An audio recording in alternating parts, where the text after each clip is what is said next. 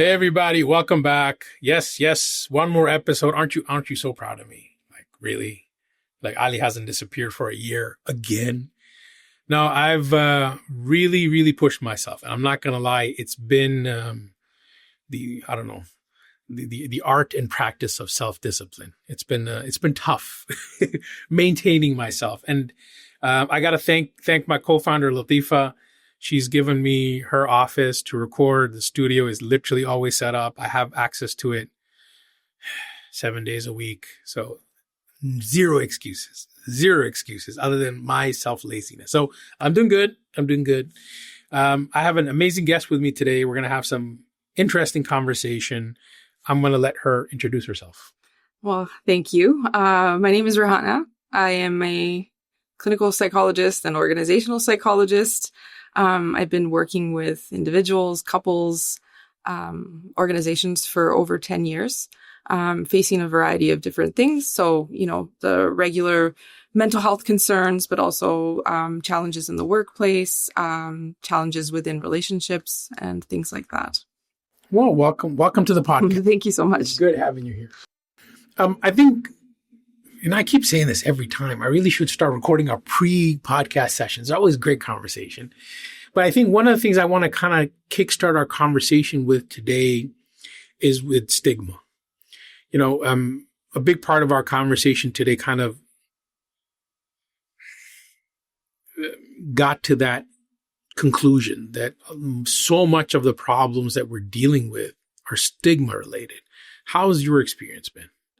I would agree with that. And stigma, it's not even just in terms of culture. It can even go, like, for example, in the family, even in having conversations, you might not even be as open and honest with somebody that you're close to regarding things concerning mental health, because perhaps you might feel like you're going to be judged, or you don't know this person's mindset or how they look at mental health and whether that conversation would be welcome. I hear you on that. If you could, obviously without giving any specifics, if you could kind of reflect a little bit in terms of your career and your interaction with patients, do you notice a difference in the associated stigma and perhaps the cultural background they belong to? Yeah. So I would say culturally, from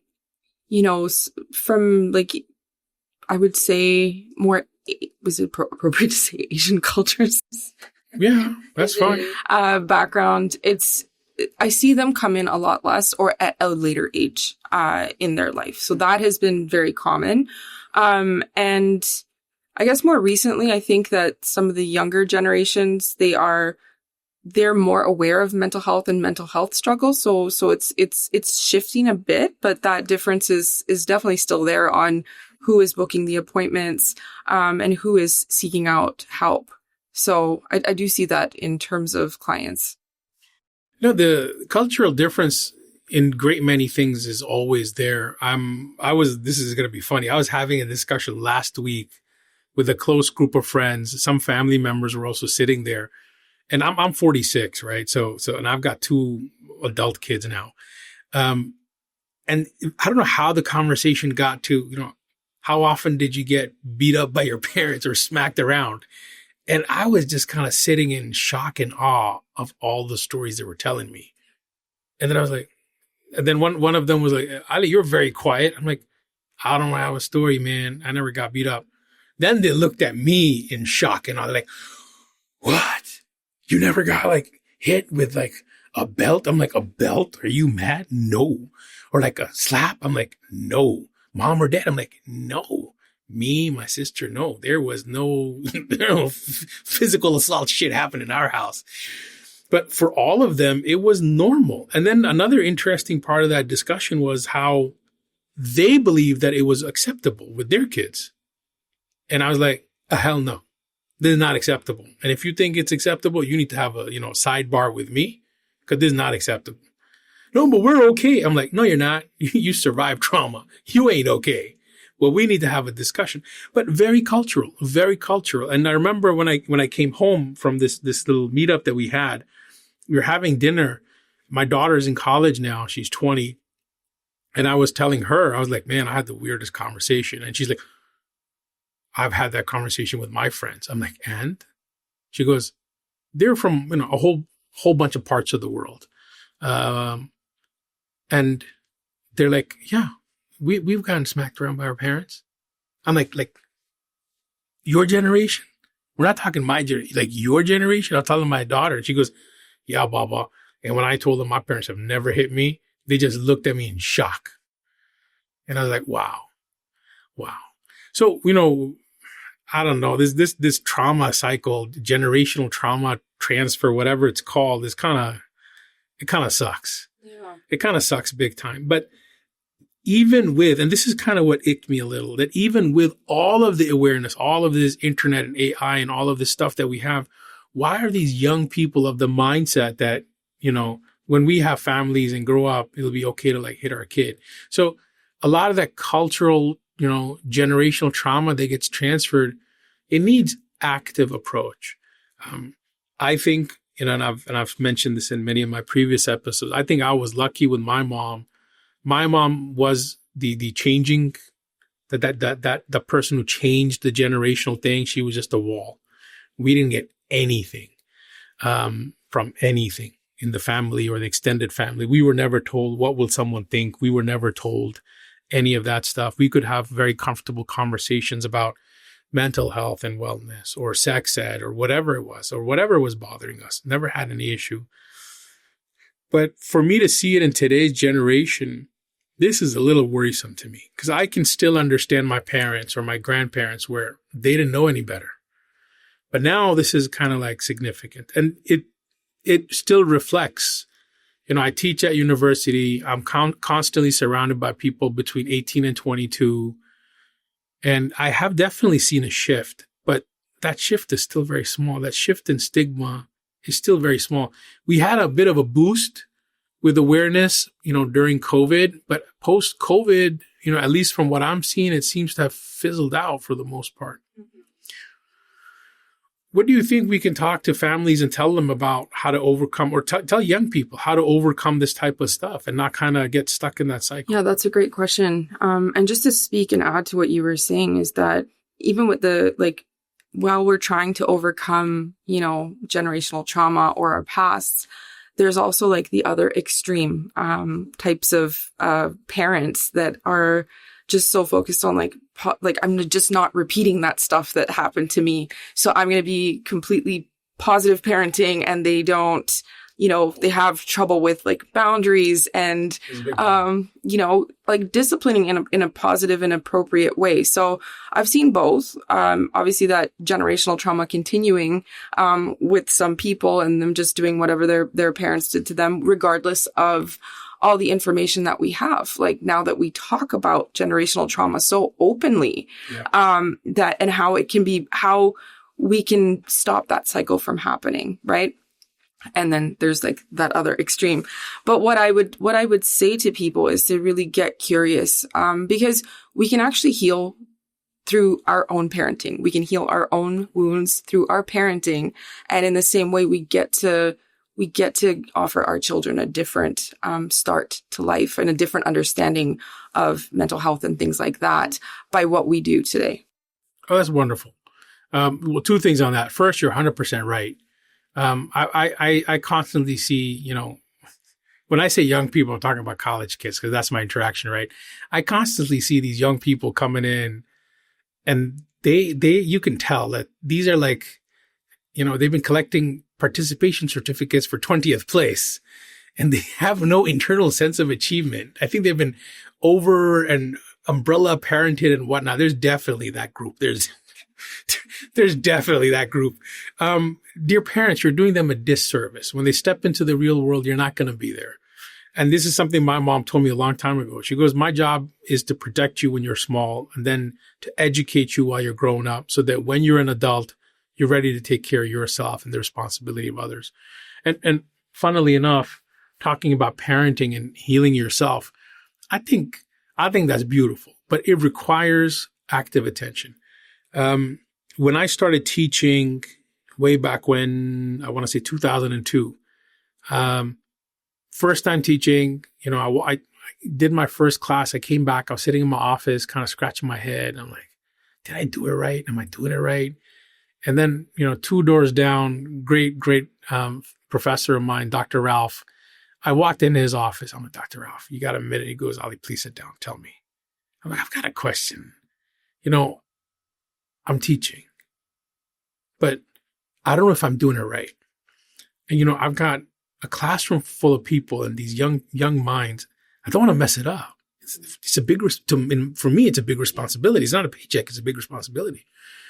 And he just kind of like leaned back a little in his chair, took a breath and said, look, you've sat in how many classes over how many years as a student, from kindergarten all the way to, your graduate programs. I'm like, man, a gazillion. How many teachers did you have in that time? I'm like, so many. He goes, think back on every one of them. What did they do that you liked? What did they do that you didn't like? And that's how you want to teach. And I was like, thank you. No follow-up questions. So that literally became my teaching philosophy, right? That's where I built it. A handful of years later, I was expecting my first kid, totally freaked out. And this was like 3rd trimester, kid's going to pop out any day now, like kind of like there.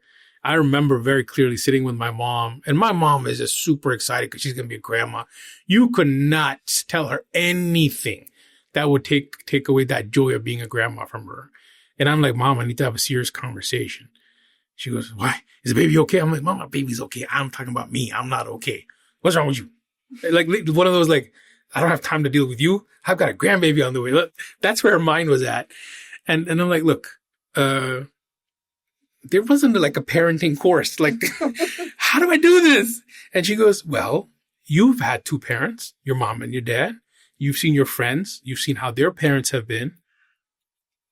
And literally, like, Ralph's voice was echoing in her. Whatever you saw that was good, do that. Whatever you saw that wasn't good, don't do that. And I was like, damn, I heard this before. And honestly, that's what I've been doing. So 20 years in, my kids in college, I think they're doing all right. I've honestly done the best I can. But, what I'm circling back to is what you said. It has been very healing. And I never thought about it from that perspective. But I did get to those realizations in time. Like something would happen and I'd be like, oh, that's nice. That's nice. Oh, I got to do this activity with the kids. And that was some quality time right there. Okay, that was nice. So a lot of those realizations from time to time would roll in. And that definitely has to do with your own healing also. So thank you very much. I think that's very rightfully said. Excellent. Talk to me a little bit more. And, not that I want to get stuck on the stigma aspect of our conversation. I want to kind of pivot a little bit more towards what can people actively do now to kind of reduce the stigma, at least in their own families. I can't put it on one person to fix society or fix the culture that they're in because the country they're from or whatever it is. But just within the family, what things can somebody do to help facilitate more open conversations and more acceptance? Yeah, that's a great question. In terms of what we can do in the family, I think, being maybe open about our own journey and being an active participant in that journey could be a start. So a lot of people, seek out mental health when they're in crisis or mental health support when they're in crisis or there's a problem or they're feeling a certain way.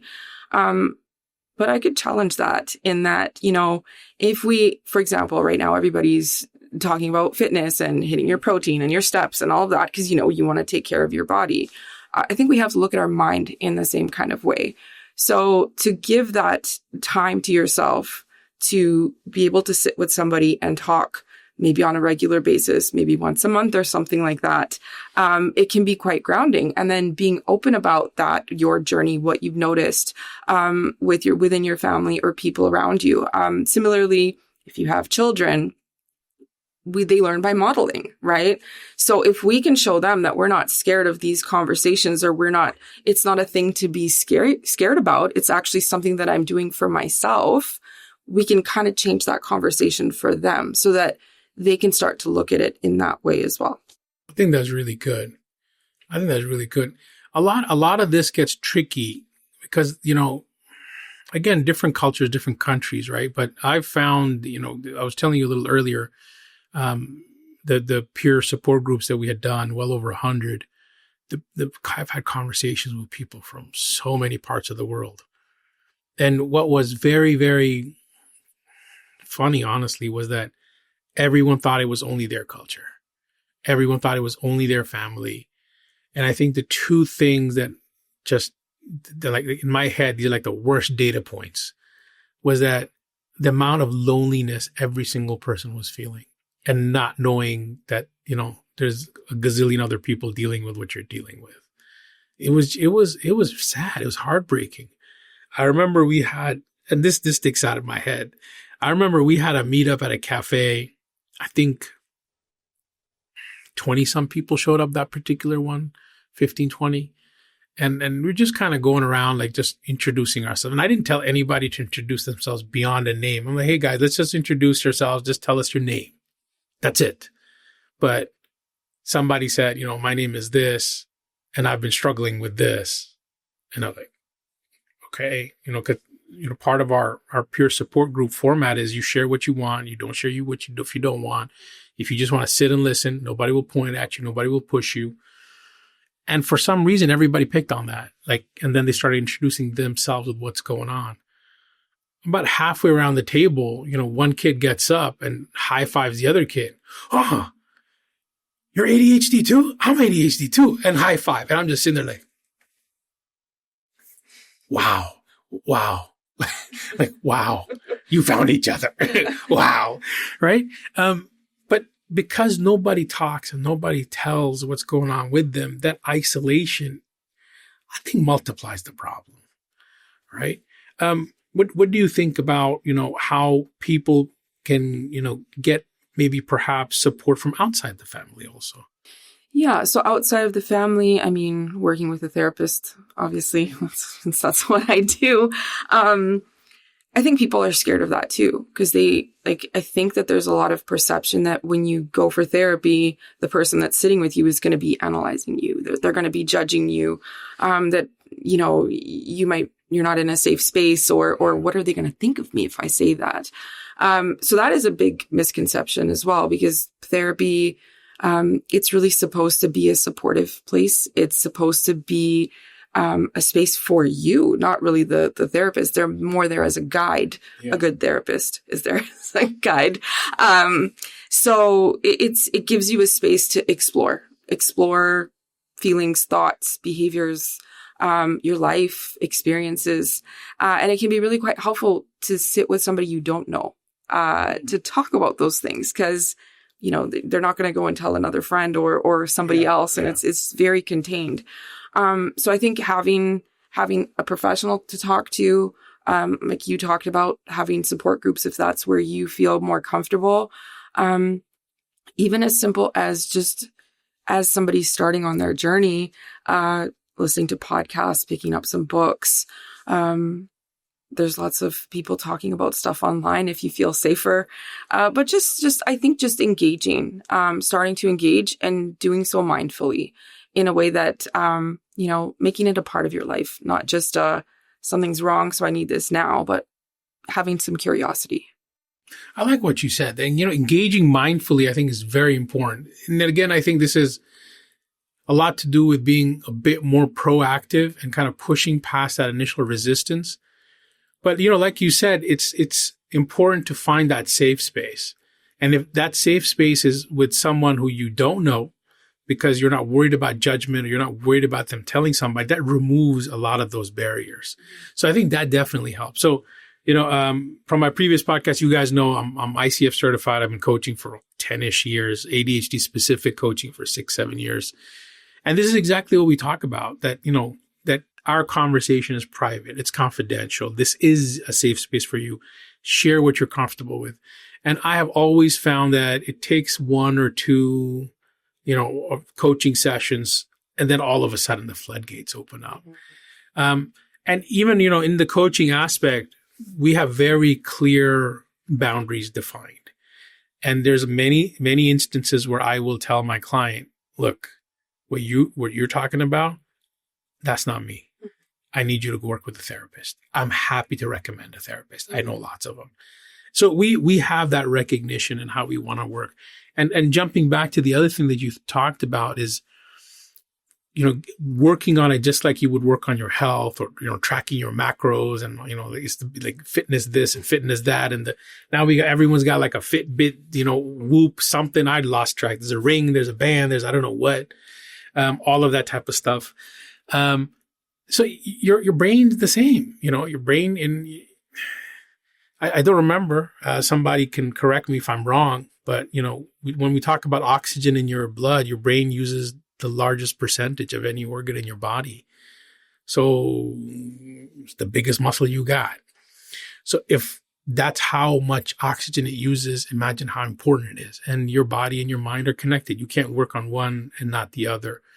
So I think being proactive, exactly like you said, being proactive with taking care of your mental health and wellness, I think is very important. I started yoga, I think it's been 9-10 months now, a little, maybe a year. I started yoga because I realized I was getting like stiff, age, and being lazy.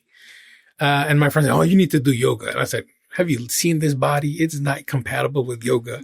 She goes, "Yeah, yoga is not like all the pretzel stuff you see. Just trust me. Find a good instructor." My yoga instructor is like the bomb. I love her. She's amazing. So yeah, we have 2 sessions a week. She's on my little iPad. And then, she's very, very, very kind with me. She says, "Let's do this." And I'm looking at her. I'm like, I know. I'll try it. And I probably bend like 10% of what she's able to bend. But it's been good. Aside from a little bit, I'm gaining a little bit of my flexibility back, but it's been good because we always start with breathing exercises. And I never thought of that. I've done meditation on and off a little bit, mostly not, because I don't have time to meditate. I'll meditate, when I'm brushing my teeth, like me trying to like double down on stuff. That's not how it works, guys. But my yoga instructor, she always starts with like breathing. And I didn't realize this till a few months later. I'm like, oh my goodness. I skipped last week's sessions because I had, meetings or whatever. I'm feeling a little, I don't know. I didn't know how to explain it. I'm like, I'm feeling a little, I don't know. What am I feeling? Am I feeling like on edge? What am I feeling? And then I'm like, wait a second. It brings down the levels of whatever, because I don't feel stressed. I don't feel anxious. I feel like a little on edge. I don't know how to exactly explain it, but whatever it is, that breathing part of my yoga thingy twice a week brought down those levels of whatever it was. And I realized that helped calm my mind in a way. And then that in turn reduced the cloudiness, gave me more clarity. And that's just maybe 10 minutes twice a week at the beginning of my yoga session. So definitely a lot is to be said for being preventative. Definitely like what I'm hearing there.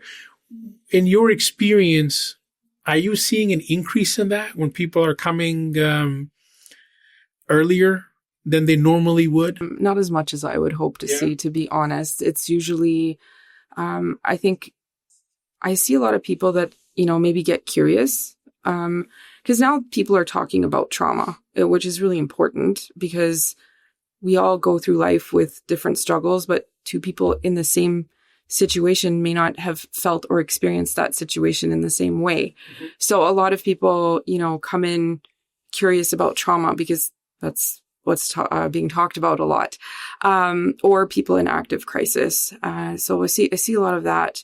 But I have actually seen a few people just come in, and it could be that their employer has like a really good health plan that they're like, okay, I'm committing to a session every 2 weeks. This is my slot, and they come with whatever, right? It could be a space to open up about stuff, or I'm feeling stressed, or here's some issues of things that are happening in the workplace.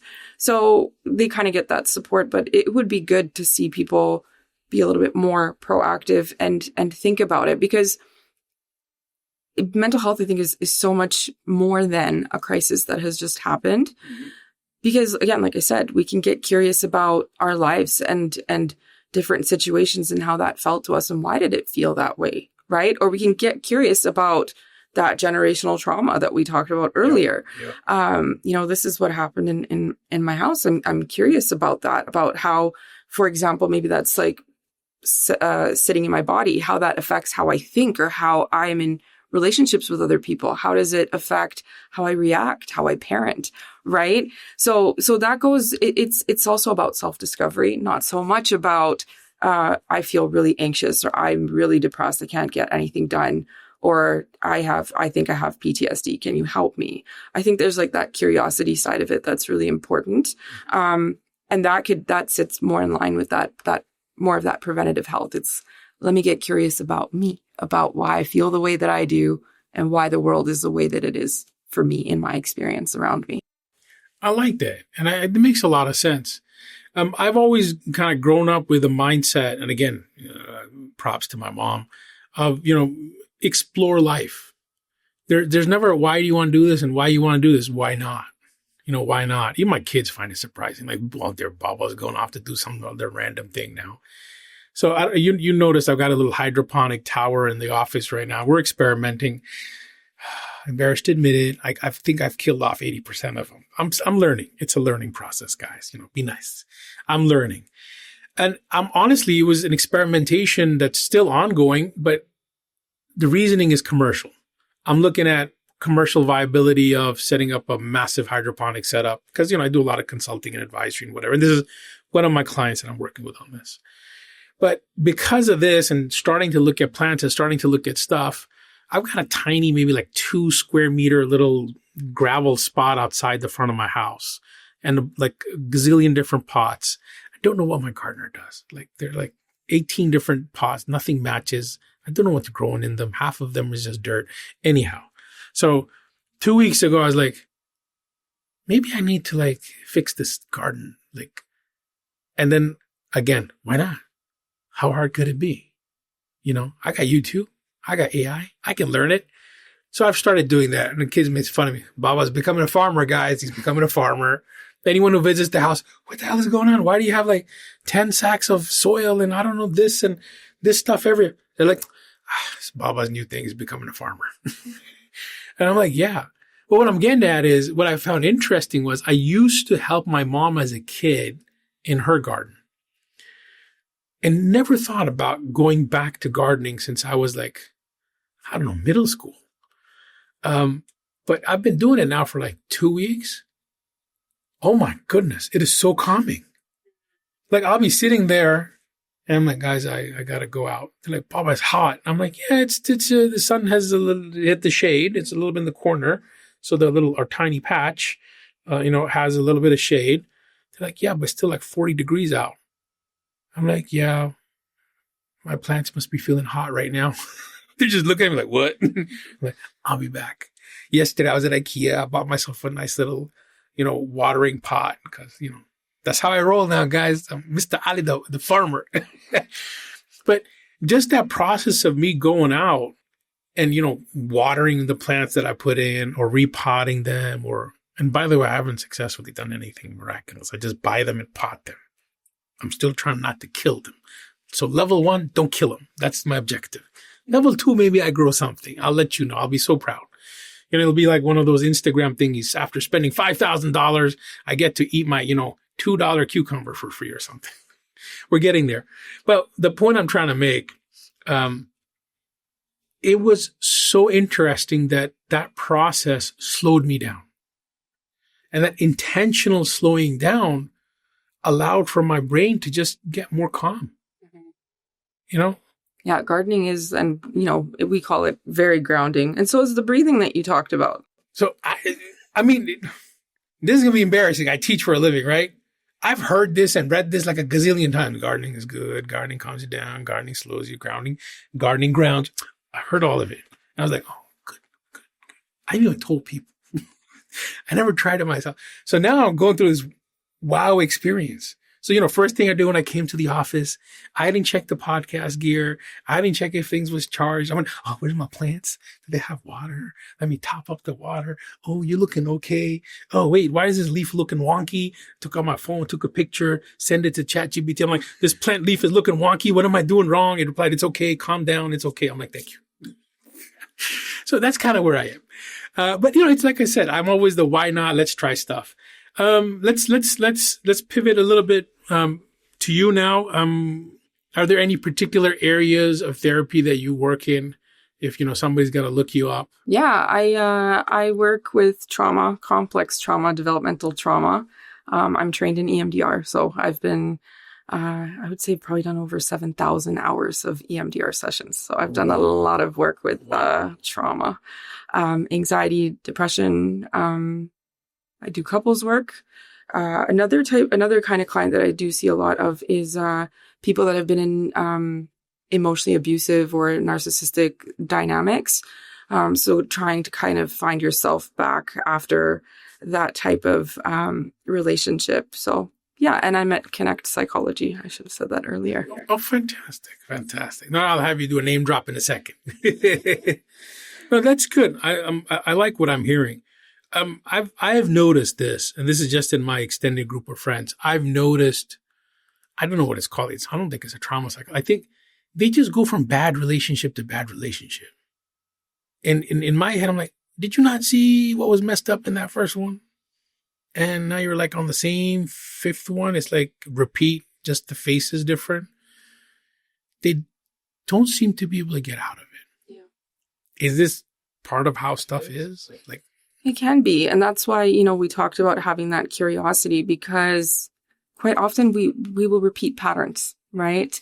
And things, for example, the way that we learn about love or the way that we feel seen really gets shaped in our childhood. Yes. Right. So, for example, if you're always competing for attention or not feeling seen or heard or loved at home, it can make us susceptible later in life, maybe to not so great situations, because a little bit of affection there is just something that you maybe were craving so much that you overlook certain things. You're like, oh, maybe that wasn't like that. Like I got that piece. I feel good. I love this person. The lie to yourself. Yeah. Yeah. But I do think that, again, like we repeat patterns. So you might find yourself in those dynamics repeatedly, across different areas of your life. It could even be workplace. It could be, et cetera, et cetera. So that's why it's good to sort of understand your why, especially in relationships and dynamics and patterns that you see. Getting curious about patterns. That's what I think is really important. Talking about patterns, I'm cognizant of time. Talking about patterns, one thing that I've noticed, a lot of my friends that I grew up with, I mean, we hang out at each other's houses. You see their parents, and it's not like a one-off thing. You're hanging out there very regularly, so the guard is down. The parents are acting like how they would normally act in their households. And now I'm seeing, with a lot of my friends now, as they are now parents, they're doing the same stuff. The not good stuff. They're doing the same not good stuff. And that doesn't make sense to me. But then, I think you're right. If it's not actively addressed and you haven't had, proper conversation with someone to help you navigate, you will get stuck into that. So it's not just a dynamic about, a romantic relationship and a chain of those being disastrous, but from what you see in your parents as the normal, because that's your example of what affection is. That's your example of, reference point of what a couple is and how they're supposed to behave and how they're supposed to act. That's always been very interesting to me. Okay, cool. So, where can everybody find you? Drop me some Instagram, some websites. Sure. I'm at Connect Psychology, like I said. My Instagram is at Dr. Rehana Meghani. I'm also going to be posting stuff for Connect as well. So you might find some reels and blogs and things like that. I'm on LinkedIn. Okay, fantastic. Find me and have a conversation and open to answering anything. All right. Awesome.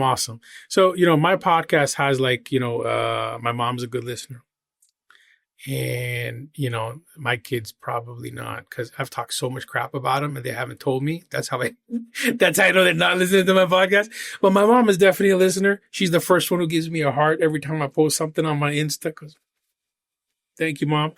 But imagine if I had like 1 million followers. What message would you like to share? Yeah, I would say, you know, whatever we've been taught about mental health as it being something wrong, like if you're struggling, something is wrong with you. I think we just need to shift that in that this is my mental health and I'm going to do this for me. Mm-hmm. Yeah. Thank you very much for taking the time. You're welcome. To talk to us today. I will definitely have you back. There's that, I get the guys, I'm really bad with that. EMDR. Yeah. We need to have a talk about that. Sure. There's like a gazillion people who've asked me about it. I've looked into it a little bit and I've promised them like I'll get somebody who understands it better. And ta-da! So you will see her again in a handful of episodes later. Everybody, thank you very much for listening. I'll have all the links and whatever posted everywhere they're supposed to be posted.